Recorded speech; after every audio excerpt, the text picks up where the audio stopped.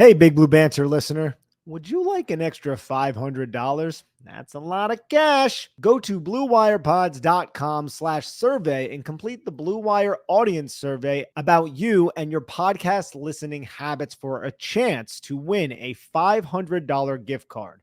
This survey will help create a better advertising experience for audiences and, in turn, help this show. That's bluewirepods.com/survey, where all you have to do is answer some simple questions for a chance to win $500. Make sure to read the full terms and disclaimer, plus complete the survey for a chance to win.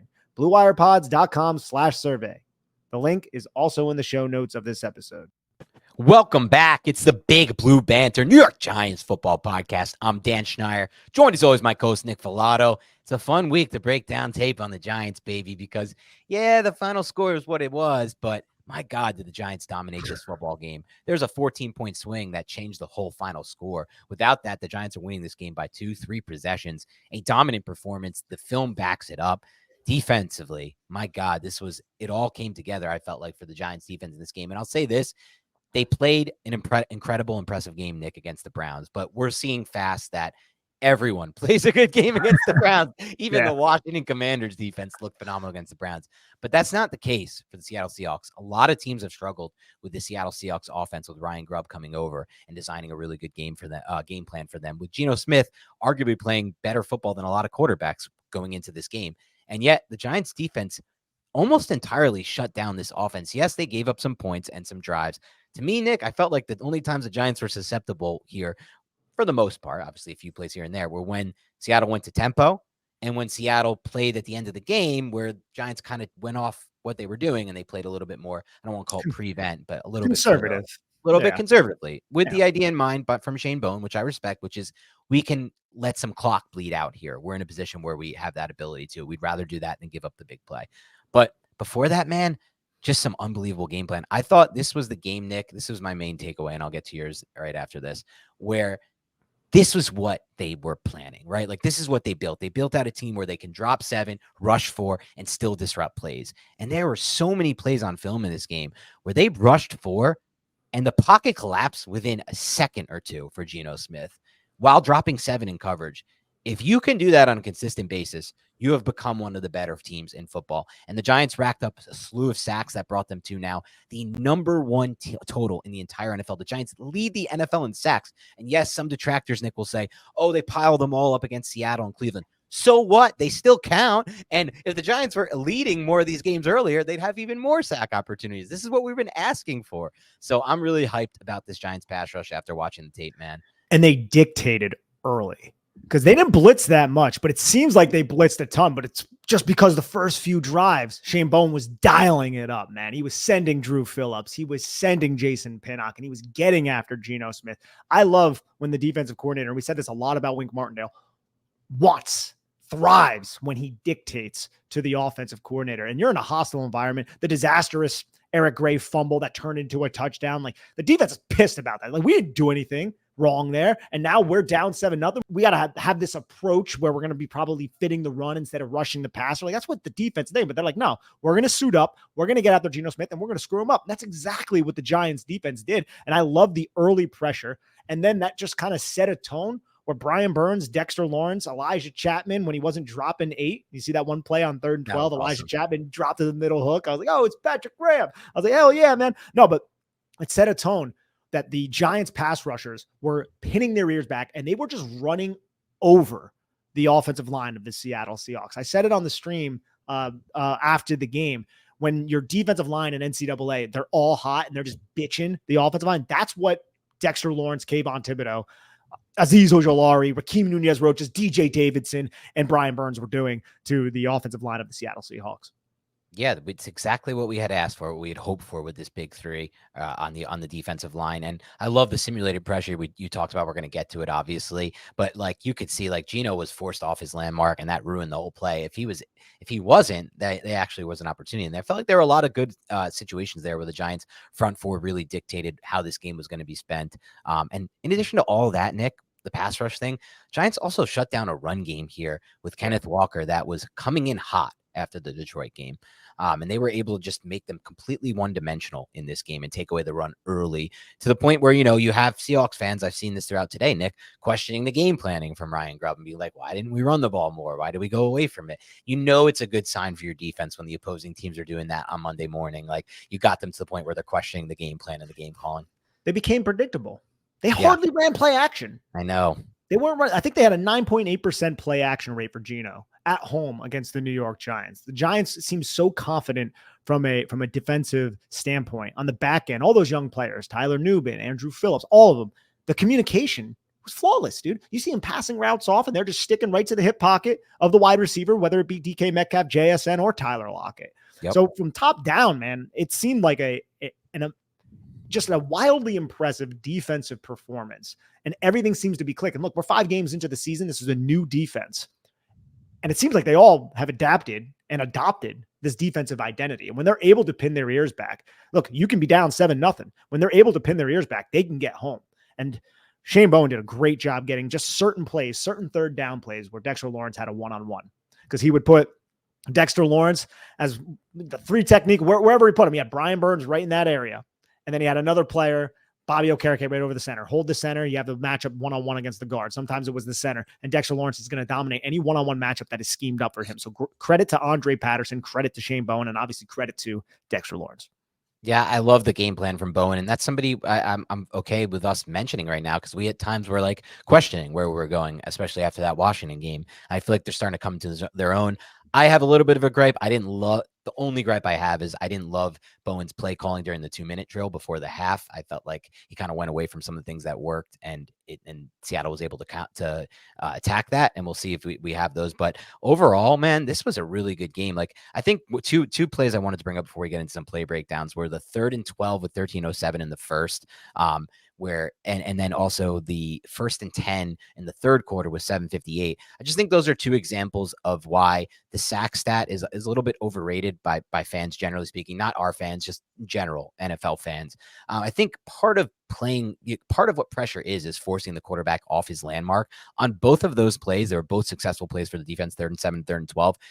The first one with 13:07 the first quarter, Burns forced Geno to get off of his landmark and get off his spot. And the second one was, I believe, in the third quarter, 7:58, 1st and 10, where Kayvon forces Geno off his landmark, and it derails the whole timing of both of those pass plays. It takes him to a point where he has to move off his spot, and then the whole timing of the play is messed up. So it's a good example of, it doesn't go down as a sack in the stat sheet, but those are really good plays by Kayvon and Burns, and those are good plays that change the game because they screw up the timing of the pass game. I feel like the Giants did a great job of that in this game. I would argue that second play, the one with Kayvon, was a coverage sack, though, too. Yeah.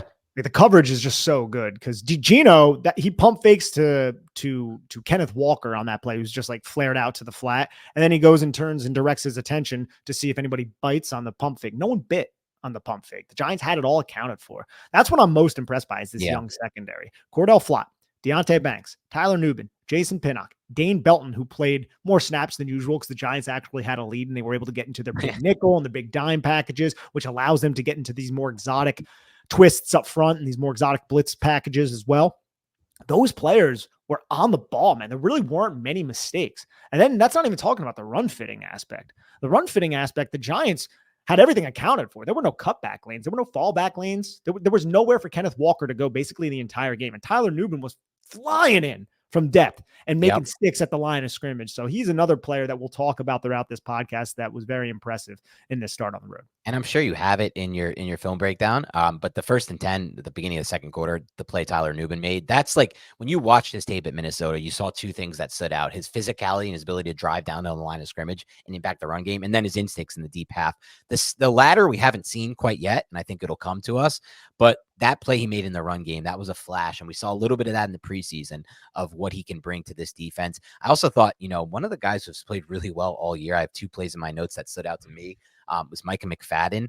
Oh, yeah. So the first and 15 with 13:34 in the first quarter, that was just such a great keying diagnosed by McFadden. He shot in there. He sort of missed the tackle, but he contains Walker and ruins the play. It turns into a 3-yard gain. It could have been a huge play. And then there was a play later in the game in the third quarter when the clock was ticking down. There's 40 seconds left in the third quarter, 1st and 10, where McFadden made another great individual play. I just think the way he's evolved as a linebacker, his progression, it has been linear. We've talked a lot about like it's not always linear, but the jump that he's made from a rookie to where he is now, I think in some ways he's playing even better in this defense than he did in the Wink defense toward the end of it in some ways.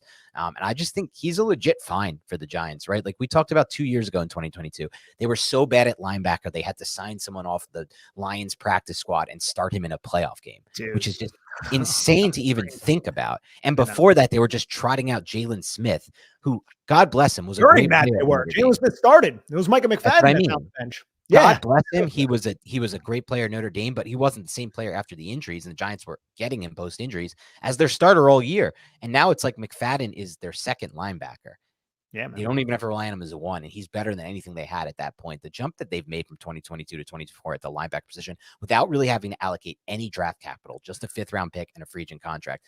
That's a good, like, if you're looking for what are we saying Joe Shane has done right? And there's starting to be a lot more things he's done right? Like this 2024 class is looking really freaking good right now. But that is fixing the linebacker position without having to use any draft capital is a really, really good win for the GM.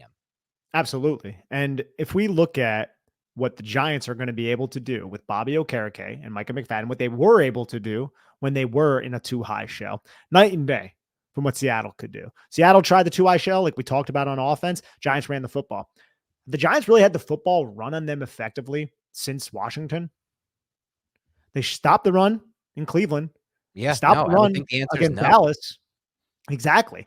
And you watch this tape, there's really nowhere for Kenneth Walker to go. Kenneth Walker just blew up against the Detroit Lions. And people may say, well, they were on a short week. Giants had an extended rest. Look, that I'm sure played a factor in this, but not to the level of dominance that we saw. You don't have crappy NFL teams go to the most revered place in the NFL. Everyone's like, oh, the 12th man. Oh, you know about 12th man up in Seattle. Giants went in there and punched them all in the mouth and dominated them.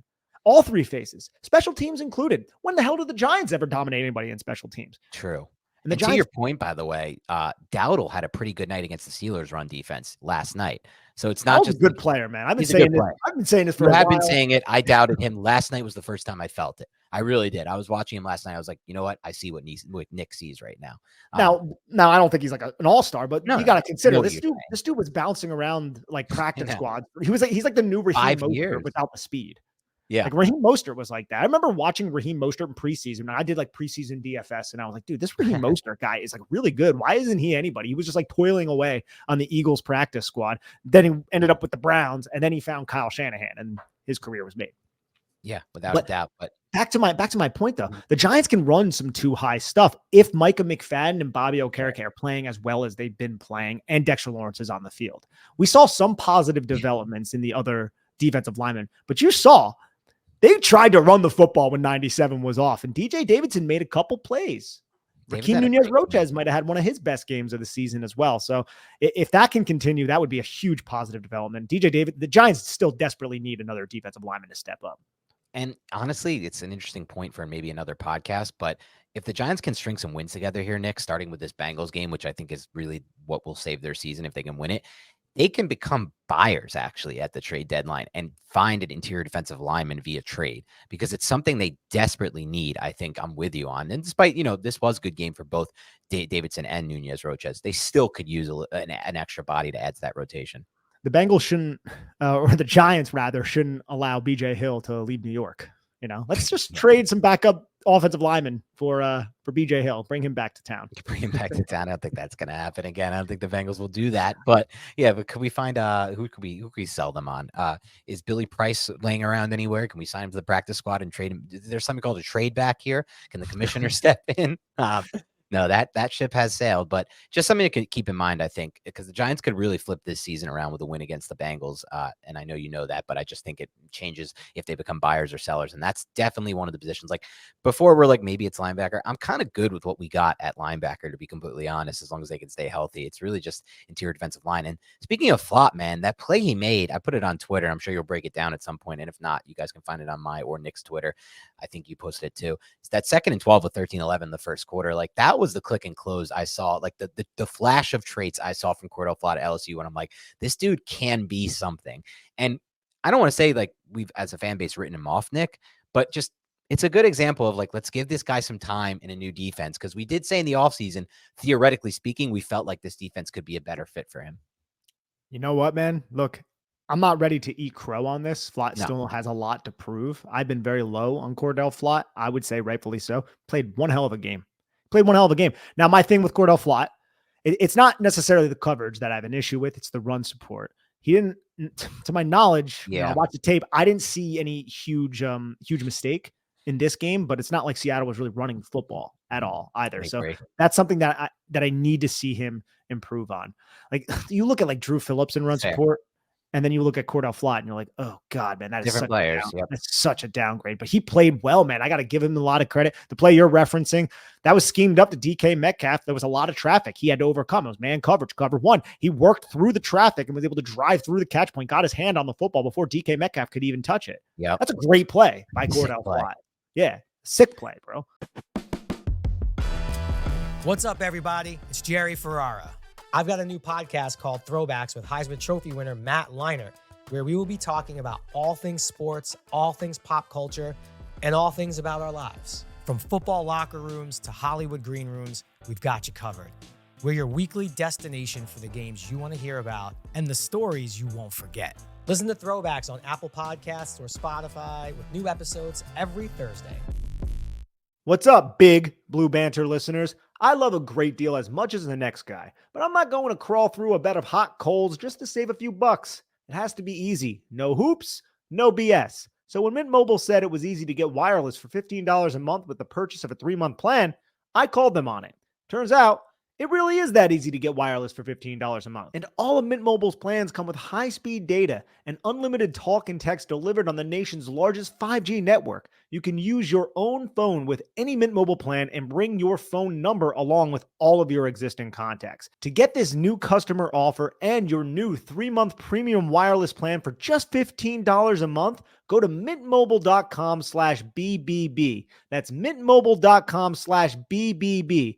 Cut your wireless bill to $15 a month at mintmobile.com/BBB. $45 upfront payment required, equivalent to $15 a month. New customers on first 3-month plan only. Speed slower above 40 gigabytes on unlimited plan. Additional taxes, fees, and restrictions apply. See Mint Mobile for details. Hey everyone, this episode is brought to you by Manscaped, the global leader in men's lifestyle and grooming. Every man knows the unbeatable feeling of a fresh barbershop shave. Now, what if I told you that you no longer have to wait weeks or even months between appointments to experience it? Introducing Manscaped's newest innovation, the Chairman Pro Electric Foil Shaver, the game-changing tool that brings the luxury of a professional shave right into your home. Whether you're after that daily silky smooth finish or prefer to maintain a rugged 5 o'clock shadow, the Chairman Pro Electric Foil Shaver is your go-to for precision and style. Every time. Head over to manscaped.com and join the over 11 million men worldwide who trust Manscaped by using code BIGBLUE for 20% off plus free shipping. Get the shave you desire. Be silky smooth and get the Chairman Pro today and experience a shave that is as smooth as you deserve.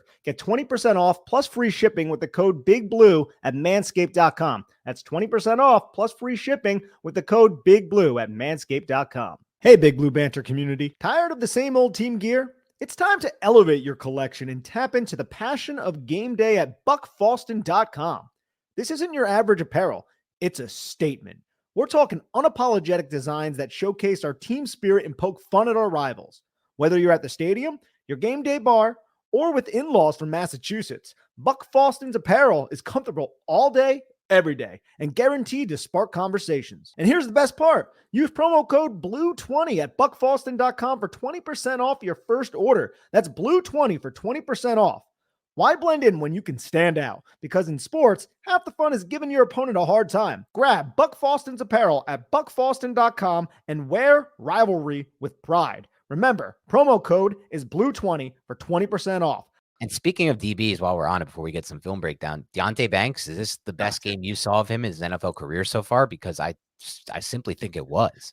Yeah. Did you hear there was a podcast during the offseason where he went on somebody's podcast and they were asking which wide receiver talks the most shit through his rookie season? And in his like Tay Banks way, because he has a really unique kind of way of talking, he was like, oh, DK Metcalf. Yeah. DK. He wouldn't stop. And so DK Metcalf, he said, talks so much crap when they played them last year. Dude, Interesting. Banks was all over him in this game. DK did not look like DK. DK looked like he was just out. He looked KO'd, like this, basically this entire game.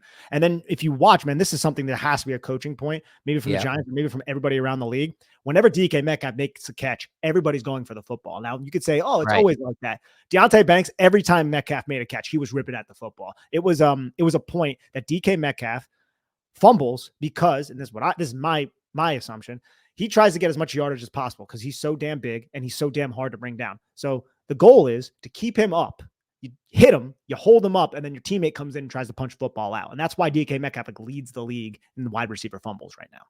Yeah, and that's a great point. And that was a game-changing play by Deonte Banks. In addition to all the sticky coverage he provided in this game, he makes a game-altering play with that forced fumble. I don't know if the Giants win this game if that doesn't happen. Like, from a momentum standpoint, you're probably right. There was a lot going Seattle's way at that time. Yeah. Right? Because the Giants, look, man, the Giants got the football. They didn't score on their opening drive in the second half. You just had that field goal drive where they tied the game up. It was 10-10. Seattle's driving 10-10. Score is tied. They hit like a 30-yard pass to Tyler Lockett to start the half. And what happens? They find DK Metcalf. They're driving the football. Everything looks good. Deonte Banks punches it out. Giants get the football. Giants score a touchdown. That's a huge play, man. Not maybe quite as big as the Eric Gray play, but that's a huge, massive play that allowed the Giants to win this football game. And a lot of the credit has to go to Banks. You're right. And there was a great play he made later in the game on a 3rd and 7 in the third quarter, 6:42. A 4-man pass rush just collapsed the pocket immediately. I think we referenced this earlier, and he just gets the PBU. I just felt like this is a general observation I wrote down. I want to get your take on before we get into some plays. I thought the corners, the DBs for the Giants, specifically the corners, were really dialed into what Seattle was running in the quick game and what they were running in their passing game. Yeah. Like they were driving on a lot of these throws and really taking aggressive chances, but also like smart chances. Yes, I think they understood that Seattle was a little bit scared to pass the football against Dexter Lawrence in the pass rush. So everything was going to be quick, similar to what Dak Prescott did just 1 week ago against the New York Giants. So the Giants, they're never going to be pressed up. They're never going to be Wink Martindale's defense with Shane Bowen. They're never going to be pressed up all the time. They'll pick and choose, but they'll play from depth. But it's how eager are you to drive forward? Right. Now you have to be careful because you can be susceptible to the gassing of the play, to those deep, double moves. But when you have Dexter Lawrence and you have Brian Burns and they're playing as well as they played in this game, right, you're not certain if they're going to have the stones to actually stand back there because it could result in a negative play. So the Giants are right, man. I think they were dialed in and they were running, a lot of different coverages too, man. There was man on this. There was cover one hole with Dane Belton whenever they were in big dime, just monitoring the middle of the field. They hit a couple plays against the Giants when the Giants were in that same formation. The Geno Smith runs, 2 of those long runs were against man coverage, where I think at halftime they told Geno, hey, when they're in man coverage, you got to run. You got to escape the pocket because the pocket's dangerous, and you got to make them pay for not keeping a quarterback spy on you. And 2 of the 3 very long runs by Geno were in man. One was 2-man, one was cover 1, and there was no one to account for him. The other one, I think, was a cover 2 play, and the Giants dropped to extreme depth. You had 2 safeties high, and then all the middle hook defenders got cleared out by the routes, and Geno just took it right up. And the one run at the end of the game when the Giants were in 2-man, Dexter Lawrence, I think that was his fault. I think he said it after the game too. I think I remember hearing him say that. But you see Dex try to go inside. He gets tossed inside and he just abandoned his rush lane. So that's what the Giants do. And that's what every team does. If you're not going to keep a quarterback spy and you're rushing the passer, you need to be cognizant of how you're rushing the passer just in case the quarterback is mobile and he escapes. And that's exactly what happened. And that would have been one of those plays that we're referencing right now if the Giants ended up losing. Because I said this briefly on the All 22 podcast, Dan. I was watching the defensive film and I'm like, I can't believe if they score a damn touchdown right now, they're going to be in the lead. Because like the way the game, because I know what you're saying. When you watch it on film, you watch it in a certain way where it's like not the same flow as when we watch it on the broadcast. It's like you're seeing play, and it's like the Giants have dominated this whole game from a play standpoint. It doesn't even seem like it should be close on the scoreboard, and yet like it was. You're right. They almost, I guess, choked it. That's one thing I will say you brought up was a great point. They do need to find a way to better, like, to have close these games a little bit more, where they're just like, when they dominate a game like this, make it more look, like make the score, don't make us sweat. We don't need to sweat every game as a fan base. Like, I'm sweaty enough, man. Exactly. We don't need to spend every game. I do want to come quick back to something you mentioned, just about like the corners being a little bit more aggressive, playing from depth, but then driving. I think it helps, like that microcosm, that 3rd and 7 play. I really think is a microcosm of what this defense can become, because it's a 4-man pass rush. The pocket collapses within seconds. We'll show it later. And you can be a little bit more as aggressive when, as a corner in my mind, when you're dropping 7 and rushing 4, because you have some safety help over the top, or safety. And that's the biggest thing here. Like with Wink, it was always like a simulated pressure or an actual send guys, and there may not be help over the top. If you win with 4 in this league, like the Giants did against Seahawks and like they did against Cleveland, and to an extent, I think they did at times against Dallas. I know like Dak was better at getting the ball out. You can win in the NFL. Like you consistently become one of the best defenses. That's basically the easiest recipe. You don't have to do too much. Like you said, Bowen dialed up some stuff. A lot of it was in the first half. And then he kind of didn't have to at that point after that, because the defensive line had taken over the game. Is that a fair way to describe what they did on the line of scrimmage against the I'd say so. Now they ran a couple fourth quarter blitzes and got Burns as an unblocked defender. He had that one PBU that was almost picked off by DJ. Can you imagine if DJ Davidson came away with an interception after having 2 cool sacks? For him. Yeah, that would have been great for DJ Davidson. They sent 5 early in the third quarter, 7:58 left. That was when Chenault went to the flat. The Giants ended up sending another player. And look, man, the pocket held up. The protection held up.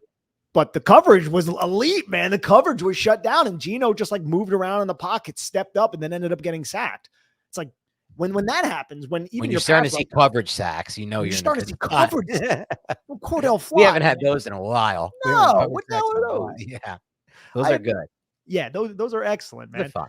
Yeah, and I didn't think Geno played a good game either. And I love Geno Smith. I think Geno Smith is one of the most underrated quarterbacks in the National Football League. He seemed rattled early in this game. They couldn't get into a groove at all. And maybe it's the fact that there's a 360-pound man named Dexter Lawrence who is just bullying your center right into your lap on almost every single play. Even times when there was a one quick game, I don't have in my notes, I don't remember when it was, but it's just funny to me. It stood out, Nick. There was a quick game concept where Geno got the ball out in quick game, but Dexter Lawrence was double team, split the double team, and was like this close to disrupting a quick catch and throw. Like it's just unbelievable sometimes watching him, even against double teams. So good, man. He's so good. And I got to give praise to Elijah Chapman too. It's not like he had this like huge impactful play, but just on tape, to me, he has so much power to him, bro. He's so strong. There was one play where the guard engaged him, and you just saw the guard like it was like, when you hold 2 magnets opposite of each other, there's like they don't get together. It was like that happened. It was just like they touched, and then it was just separation because there was an immediate force behind Elijah Chapman. Just when he engaged, got both hands on this guard, just bench pressed him off. I was like, holy crap, he's that strong. And then he had the hit. Now the JSN touchdown, that was the one blown coverage that we could talk about. Both the safeties lost JSN. They both went in opposite directions. Geno Smith, that was a great play by Geno, because Elijah Chapman beats the guard on that play. Pretty like in a beautiful way, man, because he uses his outside arm, contacts the back of the tricep, and then brings that inside leg. Like this is a flexible play. Not a lot of defensive linemen can make this type of play, this type of pass rush move. Brings that inside leg around the frame of the guard, and now he's in the pocket, and he just runs right into Geno Smith, and he drills him right in the midsection, but Smith was able to get rid of the football. JSN catches it, and it's a touchdown. But if that wasn't a touchdown, we'd probably be talking like, man, that was such a good pass rushing move. It's very subtle, it's very simple, but it's explosive, and I want a defensive lineman who can make moves like that opposite of Dexter Lawrence, and I think Chapman is slowly becoming that player. I just don't know if he's the individual we need against the run. And that's probably not. Maybe he's just that rotational pass rusher. And that's fine. That's a good role for him, right? He's undrafted find. And, just to corroborate your point, like I know we've mentioned it before, but it's worth mentioning again. He made Bruce Feldman's freak list as what Bruce Feldman said, quote unquote, the strongest player pound for pound in college football. So I think that strength, that pop on contact. Andre Patterson said. Yeah. And that's what Andre Patterson said as well. So, I mean, they clearly like him and have a plan for him. And he's just kind of like, the thing is, like, he probably just scratching the surface for the role that they want him in and how well he's going to execute it. And I want to reiterate too, I don't think he's a bad run defender, but yeah, earlier in the podcast, I referenced the Giants still need that interior. That's what I'm referencing. I want that like surefire. Like, sure. I think Nacho could possibly be that guy against the run, but he's pretty one-dimensional when it comes to rushing the passer. But he had a half sack in this game too. He did. He looked kind of pretty active as a pass rusher for him. I also would argue he's not that level of run stopper that I'm looking for. I want some of the guys they've had in yesteryear, even just like last year. I don't know why I'm blanking on his name, because the guy that came from the Rams. Yeah, even just that level is a little bit of a higher level, and they've had that obviously. Excuse me, in the past. They just haven't really invested in recent years. DJ Davidson, though, someone to keep an eye on. Obviously, he had one of his best games, but we'll get to that a little bit later. Nick, anything else individually before we get to the tape breakdown?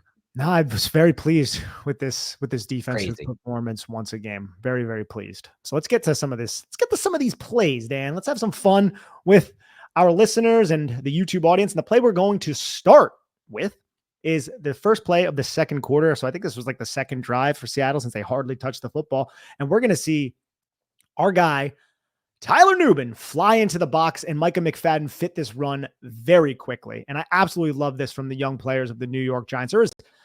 Watch this play. This is just, look, you're going to motion your tight end. I think that's Barner or it might be Brown. Either way, this was a tell for Seattle. They did this multiple times where they motioned this tight end and they bring him to the play side, and the Giants always knew what they were doing and they were always on top of it. So great job by the Giants defense to understand what Seattle was attempting to do.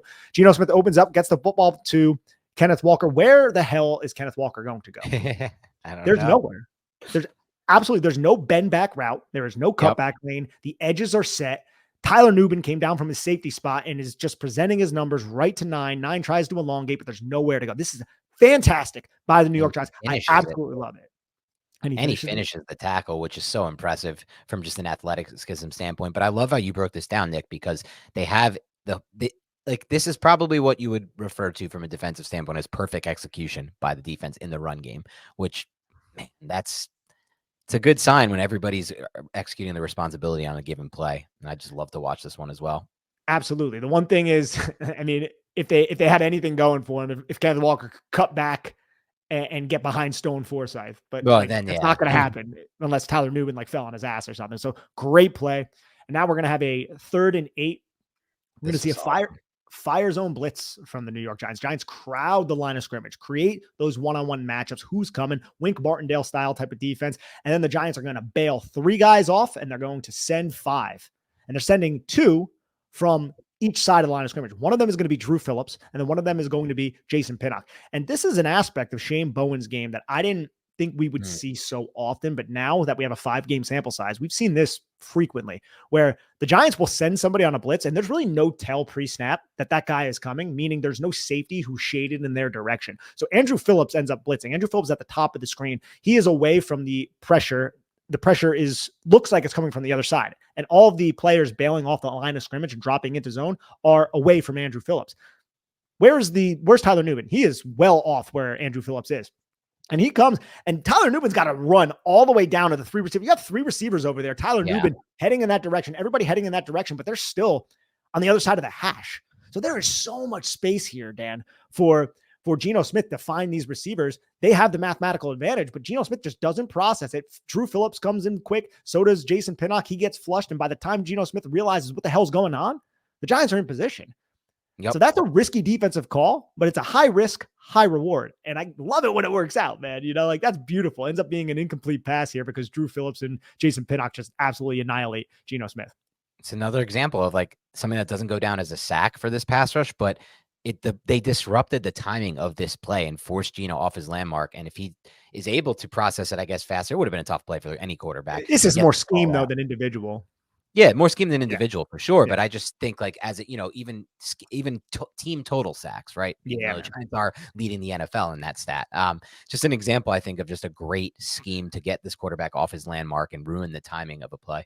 It's a 3-by-1 set, man. You have those guys bailing. They're all their eyes, all three of them. And it's like, okay, you guys are going to run over here. We're going to intercept you. Nubin, though, Nubin's the guy. Like, I love having Tyler Nubin in this role because he can handle this. Sure. You're going to flare him down there, and he's just going to have his eyes stay square to his targets, have his eyes on Geno Smith. If Geno Smith looks at the 3, I'm sure Nubin would assume it. If Geno Smith looks at the 2, he's going to assume it. And then you still have the cornerback on the outside taking probably a mod coverage, man on deep, or maybe Meg.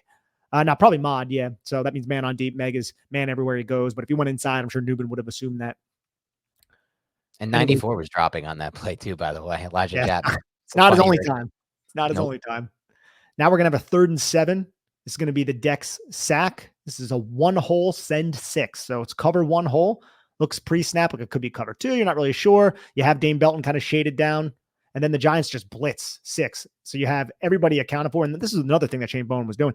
When they blitz, they would, a lot of it is green dog, in my opinion. So it's not like Bobby Okereke is going to blitz no matter what. If the running back somehow releases, Bobby Okereke is going to assume him. So I think Shane Bowen leaves it to the discretion of the player to blitz sometimes. If they look like they're staying in protection, you blitz. If not, you got to maintain it. And the Giants are doing a very good job discerning those specific situations.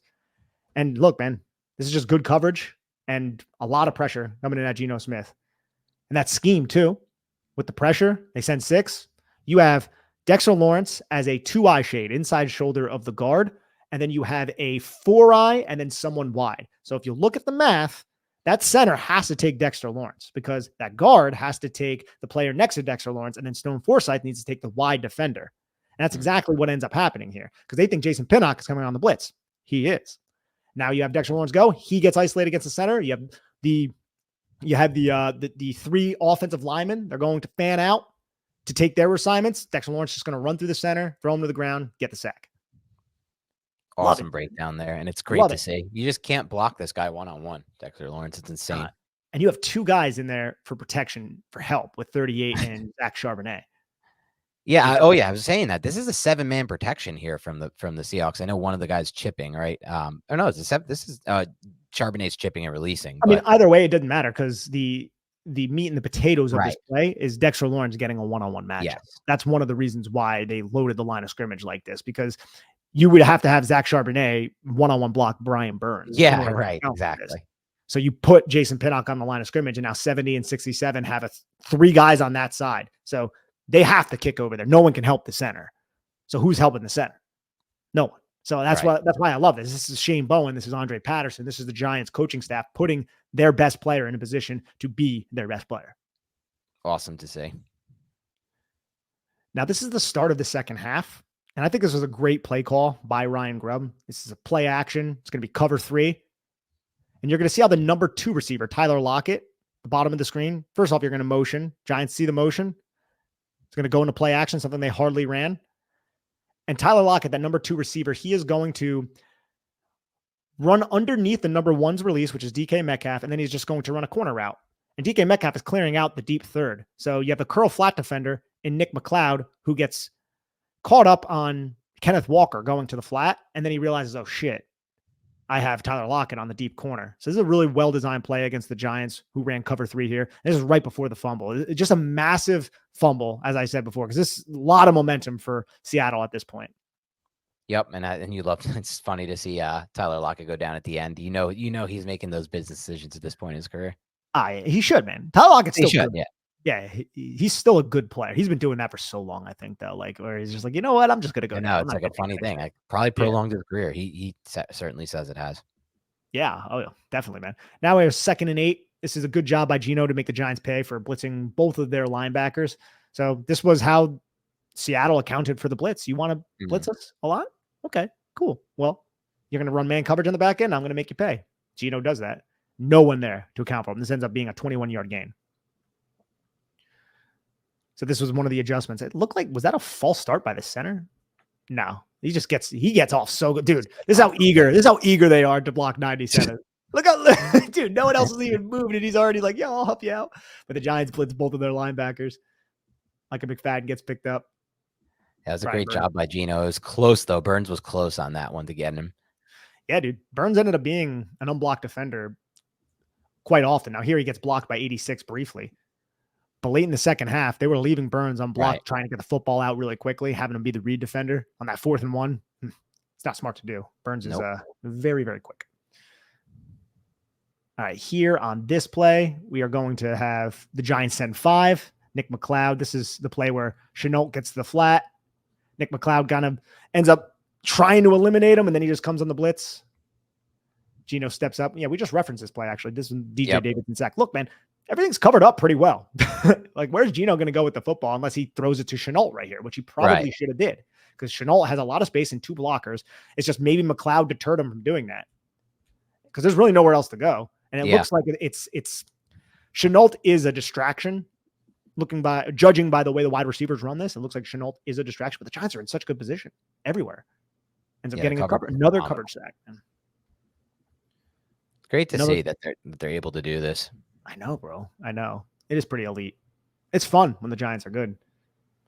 Yeah, like this is arguably one of the better pass rushes right now, which we said it might be in the NFL by the numbers they are. And I know, a lot of fans take exception to that, but think about some of the games where we haven't seen the pass rush. One, Minnesota, where they didn't throw the ball basically for a full half.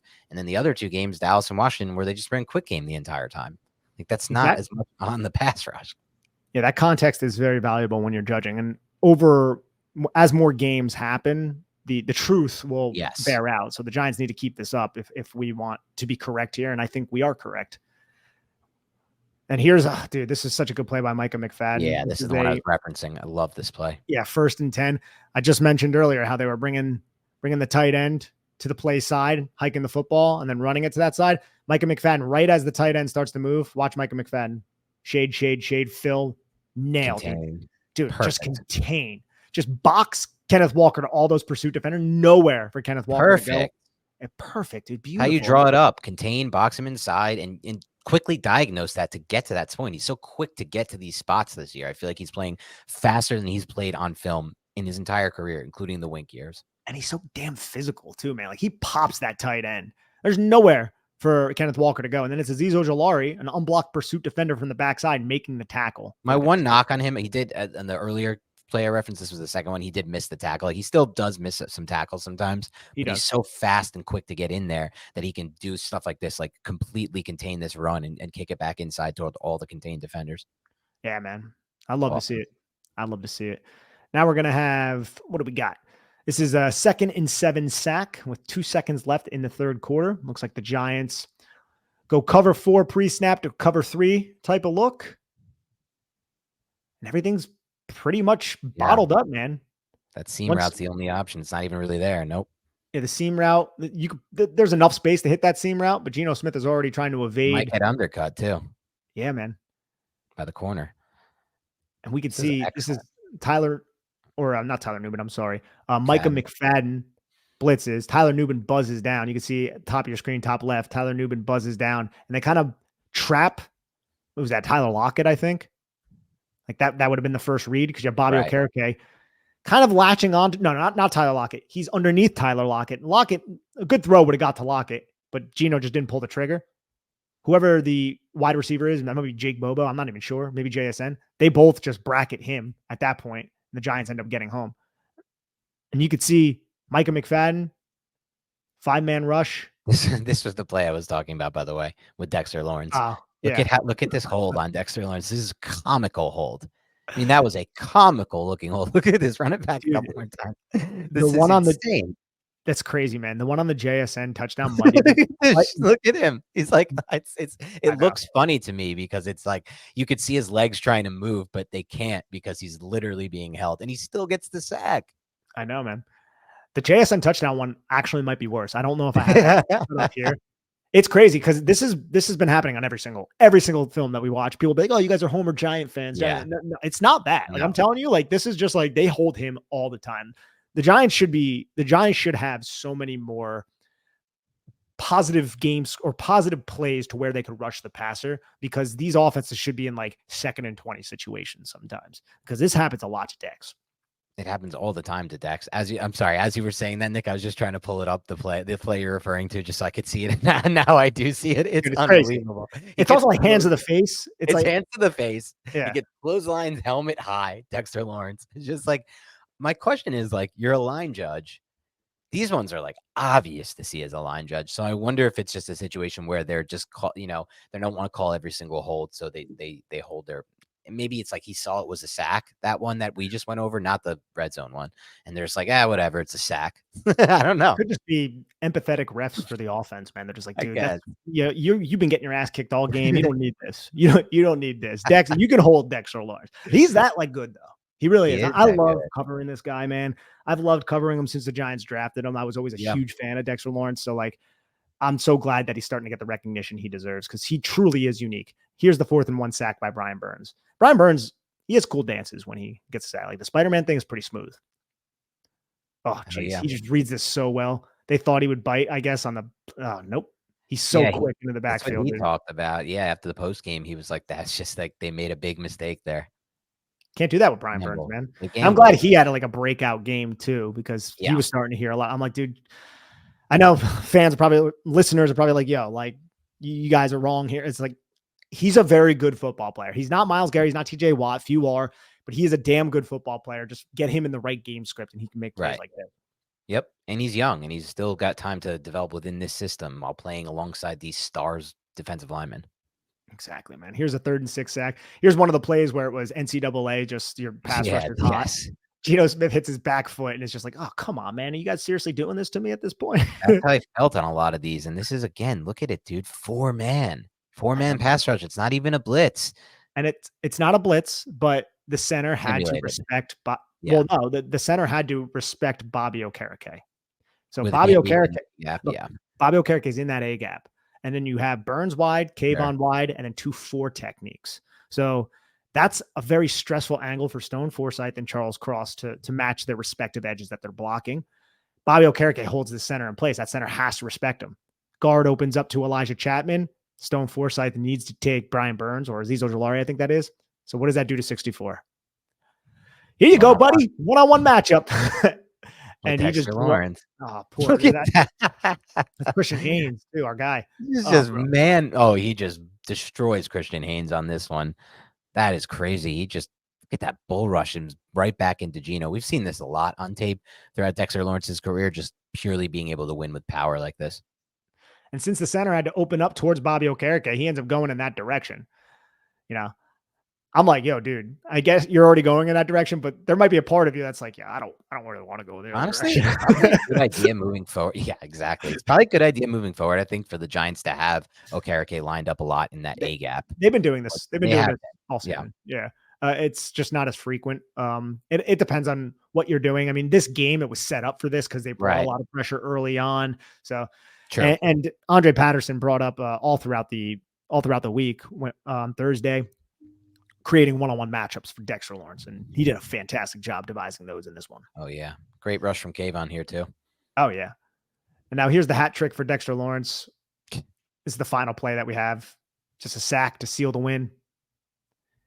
It's not Haynes in there. It's Bradford, but Bradford can't handle Dexter Lawrence either.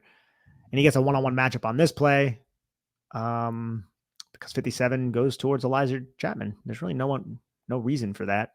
I don't think there's no pressure to. Interesting. Anyways, another sack for Dexter Lawrence. What a game for Dex. He's finally getting the. He really is. All right, Nick, let's wrap up here with some superlatives for the defensive side of the ball.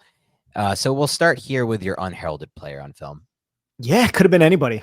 I went with Micah McFadden. I'm just very pleased with what Micah McFadden has put on tape through 5 games. I think the development is real. We had a lot of concerns about him coming into the season. He's like, he was comfortable with Wink. Will he be comfortable with Shane Bowen? He was hurt all throughout training camp. There was a little bit of buzz about Darius Muasau. Well, guess what? McFadden is playing very well. And I think the Giants have 2 legit good NFL linebackers for the first time since basically the 80s. Yeah, it's freaking awesome. He could make it this week, any week, I think. I think he could also make highest effort player any week. But I'm going to give this week to Cordale Flott because he's taken a lot of heat, rightfully so. And maybe, just maybe, it's starting to click a little bit for Flott in the pass game. I agree with you. Run game is going to be a tricky, I think, throughout his career, just given his frame. But maybe he can improve in that regard. But if he can be what he was in this game, at least on a few of these plays in the pass game, that's good enough for me. And that's something that I want to see, because the one play he made, the one we broke down, the PBU, that was a really, really high level of click and close. And he was really quick to the ball there, and he had to work through traffic. So I thought all of that made it a really impressive play. Highest effort player for you? I had Dexter Lawrence as the highest effort player. I think that's fair. I mean, I think you can probably give it to him any game. Brian Burns, I thought, was great effort in this game. Micah McFadden, those were the three that I kind of. It was like everybody, man. Yeah, it could be everybody. Yeah, Nubin. Like, there are plenty of players who can get this. I'll give it to Dex just because he's double teamed so much that requires a lot of effort on his part. That's for sure. Best player overall? Deonte Banks. That's where I went with this one. Could easily be Dexter Lawrence. There's an argument for Brian Burns, possibly. Argument for Micah McFadden. But I'm going with Deonte Banks because hopefully he can build on this, and development will start to be linear for him, and he can solidify himself as a cornerback who can shut down a number one, because DK Metcalf this season has been a number one, and he was shut down by Deonte Banks in this game. Well said. And I completely agree with you. This was Banks' best game. I'll go with Lawrence though, just because we just went over it. He was so dominant, and it's not a knock on Banks. It just shows that this guy is like, And I think there's a little bit of fatigue for us here because we basically call out Lawrence. I don't think he's ever not won this thing, with the exception of like this week from you and like a few other weeks, but it is what it is. And Banks also had an amazing game. So I'm good with either of those. How about the player we expected to see more from? I didn't have anybody, man. Yeah, I was looking through as I saw your notes, and I was like, I don't really know what I can do here, because it's like, who had a bad game on the defense? No one really. And it's not even a situation like somebody got to play more and he didn't perform. Belton played a little bit more, like you said, but I thought he was fine on film. Nothing glaring there. So I'll go NA as well. I don't think you just jam one in to jam one in. All right, pass rushing, and that could, I can't believe I just said that out there and threw up that T-ball for you. Thankfully, you didn't really run. I was looking at something. Damn it. Good for me. You were looking at something. I was looking at stats. All right. Yeah. So pass rushing, I had it could be a 9.9, but I just gave it a 9.6. I 9.9'd it. I said, F it, let's 9.9 this, because there were so many examples, and even one that we didn't get a chance to go over on tape, the one I referenced a little bit earlier, of just 4-man pass rush winning. And that to me is the example of a 9.9 type pass rush. And like you said, the other factor was that it did derail what the Seahawks wanted to do schematically, and it really changed Geno's clock. It sped him up. He had that's probably one of Geno's worst games this year, if not his worst game this year individually. And so credit the Giants, credit the pass rush, credit Shane Bowen for that. How about run defense grade? Yeah, I had a 9.2 as a run defense grade. I don't include the Geno Smith running. So 9.2 could even be better. They were very dialed in to where they needed to be.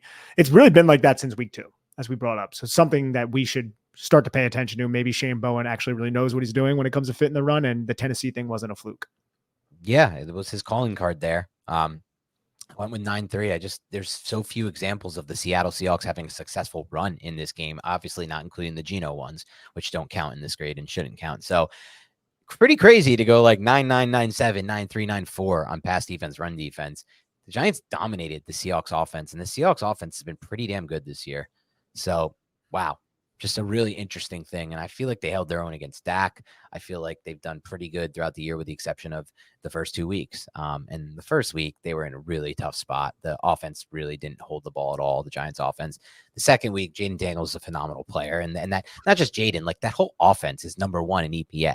So it's like, that's part of it is you face the number 1 EPA team. You're not going to have your best defensive game.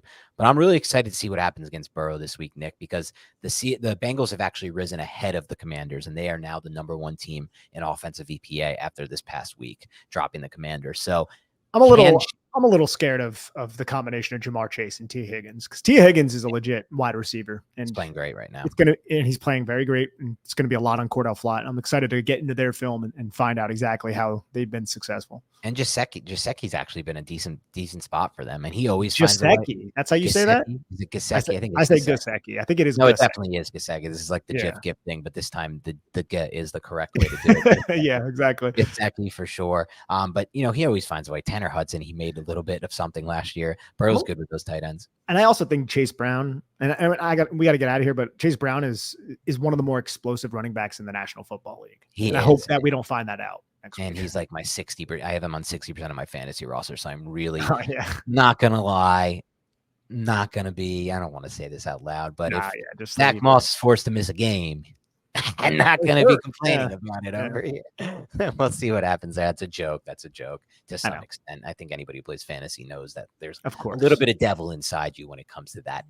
Your opportunities for your players based on other people's misfortunes. I Just understand. reality. I know you understand. And I think even if people don't admit it, they deep down understand that as well. But yeah, I'm really excited to see the Giants I defense. agree with And that.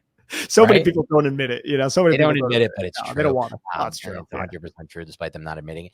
One thing I will say, and we'll get into it, and we're gonna do some digging, Nick and I, because we want to get a good guess from the Bengals, and I've had a couple people in mind.